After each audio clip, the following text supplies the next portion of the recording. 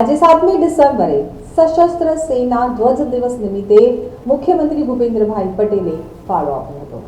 મુખ્યમંત્રી ભૂપેન્દ્રભાઈ પટેલે તારીખ 7મી ડિસેમ્બરે સશસ્ત્ર સેના ધ્વજ દિવસ અવસરે ફાળો ગાંધીનગરમાં અર્પણ કરી અને આપણા દેશની સરહદો સાચવતા તેમજ માતૃભૂમિની રક્ષા કરતા વીર સેનાનીઓ પ્રત્યે કૃતજ્ઞતા પ્રગટ કરી હતી।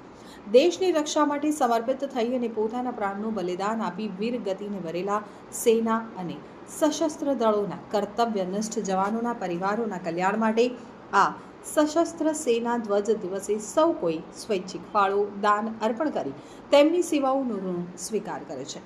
તો મુખ્યમંત્રી શ્રી ભૂપેન્દ્રભાઈ પટેલે પણ આ હેતુસર સશસ્ત્ર સેના ધ્વજ દિવસે પોતાનો ફાળો અર્પણ કર્યો હતો।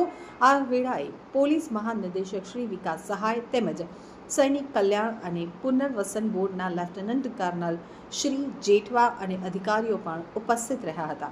તો દેશમાં કુદરતી કે માનવ સર્જિત આપત્તિ, પૂર, વાવાઝોડું, ભૂકંપ કે કાયદો વ્યવસ્થાની જાળવણીમાં પણ સ્થાનિક પ્રશાસનને મદદરૂપ થતા આ સેનાનીઓ અને સશસ્ત્ર દળોના કર્તવ્યનિષ્ઠ ફરજપરસ્ત જવાનોના અને દેશ માટે સમર્પિત થઈ પોતાના પ્રાણ ન્યોછાવર કરનારા વીર જવાનોના પરિવારોના કલ્યાણ હેતુથી આ સશસ્ત્ર સેના ધ્વજ દિવસે સૌ કોઈ સ્વૈચ્છિક ફાળો દાન અર્પણ કરી તેમની સેવાઓનું ઋણ સ્વીકાર કરે છે।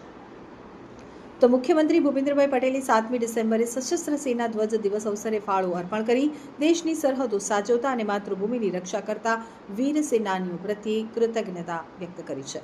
આપણા દેશના સીમાડે સતત ખડે પગે રહી અને સરહદ પારની ઘૂસણખોરી અને નાપાક હરકતોનો જડબાતોડ જવાબ આપી મા ભૂમિની રક્ષા કરવા ઉપરાંત આંતરિક સલામતી સુરક્ષા આપણા સશસ્ત્ર દળોના જવાનો નિભાવે છે।